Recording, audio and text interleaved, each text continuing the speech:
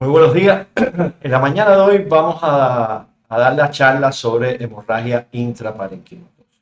Esta charla va a ser como parte del Congreso Simposio de Neurología de Enfermedad Cerebrovascular de la Cámara el día 21 de septiembre del 2024. Bueno, hemorragia intraparenquimatosa, nos referimos a una lesión cerebral que es atribuible a una extravasación aguda de sangre hacia el parénquima cerebral a partir de la ruptura de un vaso sanguíneo cerebral. Entonces, eso es hemorragia intraparenquimatosa. Vamos a hablar de aspectos epidemiológicos, fisiopatológicos, del diagnóstico. Vamos a establecer el pronóstico de estos pacientes que tienen un pronóstico a veces bien sombrío y hablaremos de algunos aspectos del tratamiento médico y quirúrgico como tal. Bueno, epidemiológicamente tiene una incidencia elevada, 24 por 100.000 personas por año, constituye el 10% de la enfermedad cerebrovascular y tiene una mortalidad elevada, alrededor de entre un 30 y un 40%. Los factores de riesgo más importantes son la edad, la hipertensión, la presencia de angiopatía amiloidea y los pacientes que utilizan anticoagulación, ya sea una anticoagulación inhibidores de la vitamina K o una anticoagulación directa. Bueno, hay factores que han intervenido en la reducción, pero todavía sigue la incidencia elevada, como el uso de anticoagulantes directos y un mejor control de la presión arterial, pero sigue siendo una enfermedad altamente prevalente. Bueno, desde el punto de vista etiológico, la hipertensión arterial conforma el 70% de todos los pacientes como factor de riesgo más importante. Esta hipertensión arterial provoca degeneración en músculo liso, una hipermuscularización en la transición entre las arteriolas y los capilares. Antiguamente se conocía o se decía que era por los aneurismas de Charcot y Bouchard en los vasos penetrantes, pero hoy se sabe que es esta degeneración a nivel del músculo liso lo que provoca la ruptura y la fragilidad de los capilares. También la angiopatía amiloidea cerebral, que son depósitos de sustancia amiloidea en las paredes de los vasos sanguíneos, pero sobre todo cerebrales y leptomeningios, lo cual puede provocar hemorragia de predominio lobar. El uso de anticoagulantes y algunas malformaciones vasculares en el parénquima cerebral que son capaces de desencadenar este tipo de enfermedad como tal. Bueno, fisiopatológicamente esto depende del lugar donde se presente, así podemos inferir cuál es el proceso fisiopatológico que está relacionado. Cuando son lobares, habitualmente es por angiopatía amiloidea o por anticoagulación. Cuando los territorios afectados son territorios profundos, como por ejemplo estos que presentamos aquí, las arterias lentículo estriadas que van a inervar los ganglios basales, tálamo o tallo cerebral y cerebelo, el mecanismo como tal es el mecanismo que estábamos hablando de la hipermuscularización, es decir, la degeneración lipohialinoidea, la lipohialinosis de esas arterias provoca fragilidad y con aumentos excesivos y sostenidos de la presión arterial puede provocar ruptura y la consecuente hemorragia. También los mecanismos están relacionados con la beta amiloide, que es el depósito de las arteriolas, como hablamos, sobre todo en los capilares, las leptomeninges y los vasos bien corticales, por eso es más frecuente en regiones lobares. Bueno, como factores importantes a tener en consideración en la angiopatía amiloidea, los pacientes mayores de 60 años, que sean portadores de ApoE2 o ApoE4, que tengan hemorragias incluso en diferentes momentos evolutivos, algunas crónicas, algunas agudas, que tengan espacios periventriculares o perivasculares dilatados, con siderosis superficial, son factores que indican que posiblemente el factor más importante en este paciente debió ser la angiopatía amiloidea. Bueno, importante saber lo del hematoma. Uno puede pensar que si ocurre una ruptura de un vaso, hay salida de sangre dentro del parénquima, eso se va a conformar de forma inerte y no va a haber un crecimiento, no va a haber una progresión de este hematoma como tal, porque el vaso, la ruptura es comprimida y puede existir un efecto, digamos, que taponee la salida de sangre, pero no es así. El hematoma provoca en realidad en un alto por ciento, entre un 20 y un 40%, una expansión del hematoma. El hematoma no solamente provoca un efecto de masa inmediato con hipertensión intracraniana, sino también en las primeras 24 horas puede ocurrir un fenómeno que se llama expansión del hematoma, que tiene un mal pronóstico. Además de las consecuencias generadas por el hematoma, puede ocurrir una desmielinización y una degeneración axonal alrededor del hematoma, con estrés oxidativo, excitotoxicidad, daño de la barrera hematoencefálica, muerte celular, necropsis, depósitos de hierro, y todos estos factores pueden generar un daño adicional. La disfunción endotelial que ocurre y el edema cerebral son otro de los factores que pueden empeorar el fenómeno alrededor del hematoma como tal. Y también, por si esto no fuera poco, ocurre una inflamación local y sistémica, una respuesta inmunológica con inflamación local, con liberación de citocina y con una disbiosis intestinal que puede ensombrecer el pronóstico del paciente como tal. Bueno, ¿cómo hacemos el diagnóstico? El diagnóstico lo hacemos, bueno, a los antecedentes del paciente, por la edad, son pacientes habitualmente mayores de 50 años, la presencia de hipertensión arterial, ya sabemos que es un factor de riesgo prevalente hasta en un 70%, el uso de anticoagulantes, y el cuadro clínico sospechamos en un paciente cuando tiene signos focalizadores neurológicos que evolucionan en minutos, no es tan súbito como en la enfermedad cerebrovascular isquémica cardioembólica, que es muy súbito. Aquí sí puede progresar en unos minutos.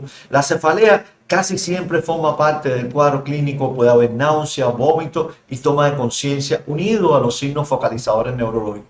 Algo importante es que estos signos focalizadores neurológicos con mucha frecuencia no tienen la distribución, digamos, habitual de un territorio vascular determinado. Bueno, vamos a presentar algunos pacientes de manera somera con la tomografía de cada uno de ellos. El primer caso, hipertenso, cefalea, hemiplegia izquierda, por lo tanto tiene un hematoma de tálamo o de ganglios basales derecho, que lo cual provoca una hemiplegia izquierda. Comprime la cápsula interna y provoca una hemiplegia izquierda. Caso número 2, no es hipertenso, tiene una fibrilación auricular, usaba anticoagulantes orales, por vía oral, comienza con una cefalea intensa, con toma de conciencia, con un defecto motor un poco, digamos, no proporcional, con afectaciones fundamentalmente de la mano como tal. Entonces, tercer paciente era un paciente hipertenso con una cefalea occipital que comienza con mareo y con toma de conciencia. Aquí podemos observar una gran masa de un hematoma en el cerebeloso que comprime tallo cerebral, que provoca una hidrocefalia, y este es el paciente del caso número 3. Y por último, un paciente hipertenso con cefalea, no había defecto motor, comienza con trastornos de conducta, trastornos de conciencia, de forma aguda, y podemos observar aquí cómo tiene un gran hematoma lobar de frontal izquierdo, derecho como tal. Bueno, estos son los pacientes, es decir, en sentido general es signos focalizadores neurológicos agudos, con cefalea, con toma de conciencia, que no tienen un territorio vascular determinado, en pacientes con factores de riesgo como hipertensión arterial, uso de anticoagulantes, o pacientes mayores de 60 años que se sospeche la presencia de angiopatía amiloidea. Bueno, vamos a hablar de pronóstico. ¿Cómo evaluamos el pronóstico? Yo les recomiendo esta escala. Esta escala está libre en internet. Pueden buscar esta página que está aquí. Y entonces nosotros aquí, para evaluar el pronóstico de los pacientes, evaluamos 5 aspectos. Primero, la edad, la puntuación de Glasgow, que es algo que se hace a todos los pacientes en su ingreso, la localización del hematoma, si es supratentorial o infratentorial, el volumen del hematoma, si tiene menos de 30 o más de 30 mililitros, si se extiende o no a ventrículo. Todos estos datos los podemos obtener desde que le hagamos el diagnóstico, porque le tenemos que hacer una tomografía para hacer el diagnóstico, así que hacemos este tipo de análisis como tal. Bueno, analicemos 4 pacientes al azar. Por ejemplo, este es un paciente menor de 80 años llega con un glajo entre 13 y 15, estaba consciente, orientado. La hemorragia era supratentorial, tenía menos de 30 mililitros y no había extensión de los ventrículos. La mortalidad estimada es de 0%. Bueno, pensemos ahora, vamos a cambiar ahora la edad, nada más. Solamente vamos a cambiar la edad. Es decir, este paciente es mayor de 80 años, entre 13 y 15, supratentorial, menos de 15, y no había extensión de ventrículo, pero ya la mortalidad estimada al cambiar la edad sube a 13%.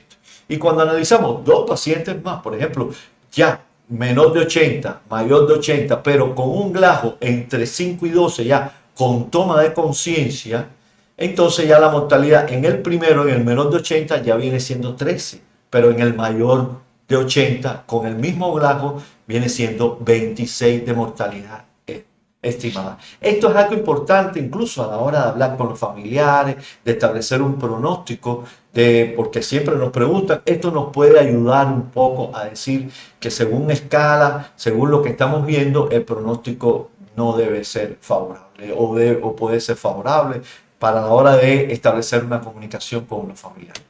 Bueno, tratamiento. Vamos a hablar del tratamiento. El tratamiento que vamos a exponer está basado en estas dos publicaciones, guías de tratamiento, guías de manejo, guías de medicamentos nuevos que se utilizan como para revertir la anticoagulación. Son guías que les dejamos aquí para que ustedes puedan revisarlas. Ahora, este manejo de los pacientes con una hemorragia intraparenquimatosa puede ser por neurología, puede ser neurocirugía, medicina interna, medicina intensiva, cardiología, es decir, fundamentalmente esto, neurología, neurocirugía y medicina intensiva, unido a medicina interna, cardiología, como siempre que son, digamos, especialidades que colaboran en el manejo de estos pacientes. Bueno, vamos a utilizar esta gráfica que nos va a servir para referencia para lo que queda de conferencia. Se rompe el vaso, ¿no? Se puede romper el vaso debido a la hipertensión arterial, es decir, en negro está lo que sucede desde el punto de vista fisiopatológico, en azul las posibilidades de tratamiento. Bueno, se rompe el vaso, es decir, por hipertensión, por anticoagulante, por malformaciones, por angiopatía amiloidea, podemos entonces, para evitar la hipertensión, podemos reducir las cifras de presión arterial con un tratamiento, con un pesquisaje de los pacientes. El uso adecuado de anticoagulante evita el sangramiento por el uso de anticoagulante. En los pacientes que tengan ya malformaciones conocidas, el control de la presión arterial, evitar el uso de anticoagulantes o antiagregantes, el control del peso y otros factores de riesgo, evita el sangramiento en las malformaciones. Y en aquellos pacientes que se diagnostican una, digamos, patología con depósito de sustancia amiloide, podemos entonces utilizar aclaramiento de la beta amiloide como tal, cosa que no tenemos disponible en nuestro país. Bueno, se rompió el vaso, ocurrió el hematoma, este hematoma se expande, este hematoma tiene efectos de masa y esto provoca entonces que tenemos que tratar de revertir la anticoagulación, tratar de reducir la hipertensión arterial, limitar la toxicidad del hematoma, tratar de evacuar y evitar la fagocitosis, son todas las cosas que podemos hacer. Y desde el punto de vista de inflamación, como consecuencia, inflamación generalizada, la disbiosis intestinal, las complicaciones cardíacas, el defecto motor y la depresión, la vamos a ver a continuación. Bueno, seguimos entonces, vamos a hablar entonces de las medidas generales. Las medidas generales, bueno, uno hace una valoración, hace las escalas de evaluación, establece el pronóstico, establece cuál va a ser el tratamiento, si lo vamos a hospitalizar en sala abierta. Hay pacientes que lo pueden hospitalizar en salas abiertas, no necesariamente en UCI. Hay otros pacientes que sí que desde el primer momento es UCI como tal. Bueno, la reducción de la presión arterial es importantísimo. Estos pacientes llegan con cifras elevadas de TA. Debemos reducir en la primera hora un 20% y hacer una reducción lenta porque no debe ser bruscamente porque puede empeorar las condiciones del paciente. Las medidas antiedema, la posición de la cama, si vamos a utilizar o no el tratamiento hiperosmolar, el monitoreo de la presión, de la presión intracraneal en el caso que se pueda hacer. también derivaciones en el caso que se pueda hacer, que lo lleve. Todas esas cosas son medidas antiedema cerebral y antihipertensión intracraneal. La profilaxis y las complicaciones, ¿cuáles son las más importantes? Las infecciones, ya sea respiratorias, de vías urinarias, la trombosis venosa profunda, las crisis epilépticas, las complicaciones cardíacas. Bueno, en cuanto a la trombosis venosa profunda, una vez que se estabilice, podemos empezar el uso, estabilice el hematoma, podemos empezar el uso de heparina de bajo peso molecular. Bueno, un poco de movimiento, cambios de posición, las medidas compresivas en realidad no son muy útiles. En cuanto a las crisis epilépticas, se tratan en el supuesto caso que diagnostiquemos que hay crisis epiléptica, si no, no tiene ninguna razón de ser poner tratamiento preventivo. Las infecciones se evitan tratando de tener una deglución adecuada, vigilando a los pacientes que tienen dificultades para deglutir, si en ese caso hay que pasar una sonda nasogástrica, el monitoreo cardíaco en todos los pacientes, porque nos ayuda a evaluar complicaciones que pueden haber arritmias hasta en un 30 o un 40%. Y siempre este tipo de pacientes lleva valoración por neurocirugía, incluso seguimiento por neurocirugía. Bueno, evidencia actual de la cirugía. Bueno, la craniectomía descompresiva se puede hacer evacuación del hematoma, ya sea por mínimo acceso o sea por, digamos, de forma tradicional, se puede hacer una derivación ventrículo-peritoneal, todas estas cosas se pueden hacer, ¿no? Ahora, la craniectomía como sin evacuación del hematoma reduce la mortalidad de los pacientes, sí, sobre todo en hematomas grandes que desplacen línea media, que tengan grandes tomas de conciencia, ayudan a qué? A disminuir la posibilidad de muerte. Es decir, la discapacidad no la, digamos, no se puede, por decirlo de alguna manera, no se puede mejorar. Es decir, la discapacidad va a ser igual, se opere o se lleva tratamiento conservador, pero sí la mortalidad podemos mejorar. Y hay aquellos pacientes que tengan una hipertensión intracraneal refractaria, que tengan mucho edema perilesional, se puede hacer una craneectomía descompresiva como sin la evacuación del hematoma. Bueno, en las hemorragias intraparenquimatosas de fosa posterior, sobre todo de cerebelo, que tengan hidrocefalia aguda, como en el paciente que presentamos, bueno, sí está indicada la cirugía, que puede ser combinada con craniectomía, con evacuación del hematoma, con colocación de una derivación, cualquiera de las cosas que determine el neurocirujano, pero en este tipo de pacientes sí ya hay estudios que avalan, por ejemplo, que en los pacientes que tienen una hemorragia cerebelosa mayor de 15 mililitros, podemos encontrar una supervivencia a los 3 meses mayor, estadísticamente significativa, pero no hay cambio, incluso es menor, digamos, la discapacidad en los pacientes no operados, es decir, que no hay una mejoría de la funcionabilidad de los pacientes cuando los pacientes son operados o llevan tratamiento conservador. Entonces, vamos entonces a hablar de medicamentos de reversión. Hemos hablado de anticoagulantes, de antiagregantes también, pero hay medicamentos que son medicamentos que revierten este proceso de coagulación, de anticoagulación. Bueno, hay específicos que actúan sobre la vitamina, es decir, la vitamina K, el aradicilumab, el Andadex alfa, que es decir, con inhibidores del factor 10A.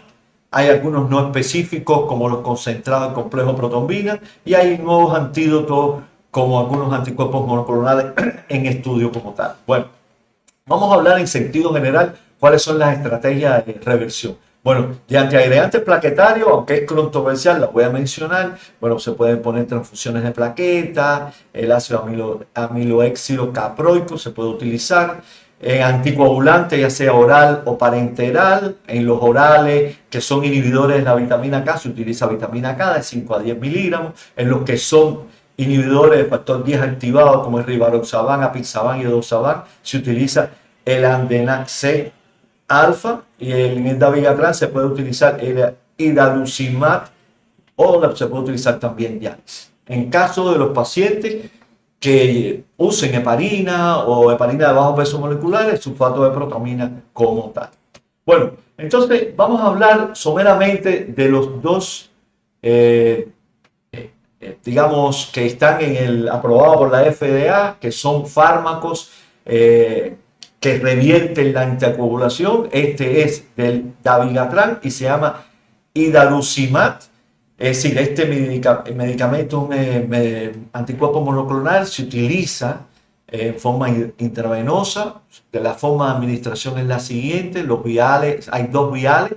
Se pone primero solución salina, 200 mililitros, después se pone el vial, esperan 5 a 10 minutos, después se pasa el segundo vial y por último se pasa a solución salina. Este actúa inhibiendo como tal el dabigatran y revierte la anticoagulación. Está indicado en los pacientes con grandes hemorragias que tienen un mal pronóstico, que utilizan la anticoagulación. El otro medicamento que ya se utiliza sobre todo para los inhibidores del factor 10 activado es el Andesanet alfa, que este medicamento es dirigido sobre todo para el rivaroxaban, apixaban y edoxaban.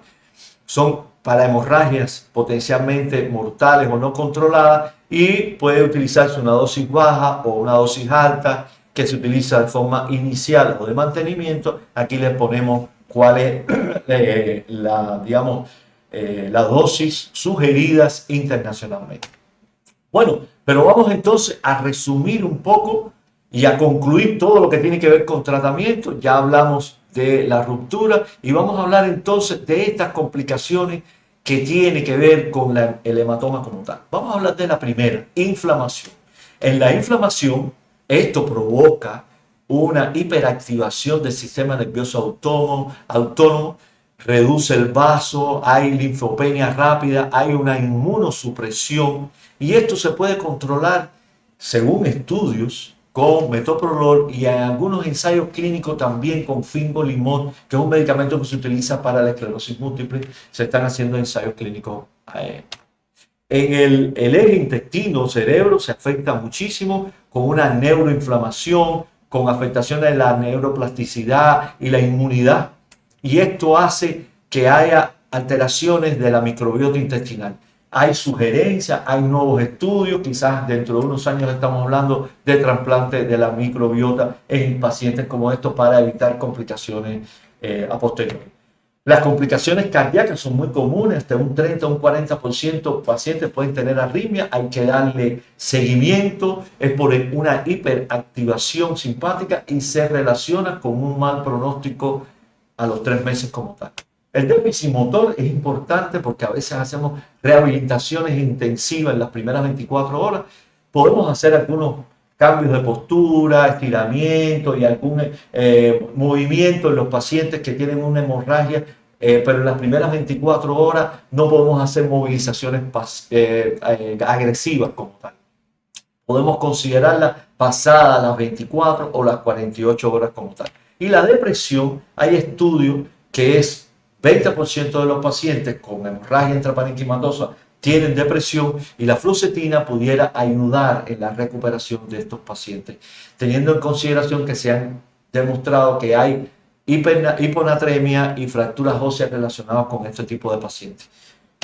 Por último, a manera de conclusión, podemos decir que la hipertensión, los anticoagulantes, las malformaciones y la angiopatía amiloide provocan hemorragia intraparenquimatosa. La manera de controlar esto es control de la presión, control del uso de anticoagulantes, prevención en el caso de determinar malformaciones arteriovenosas, el aclaramiento de la beta amiloide en algunos pacientes.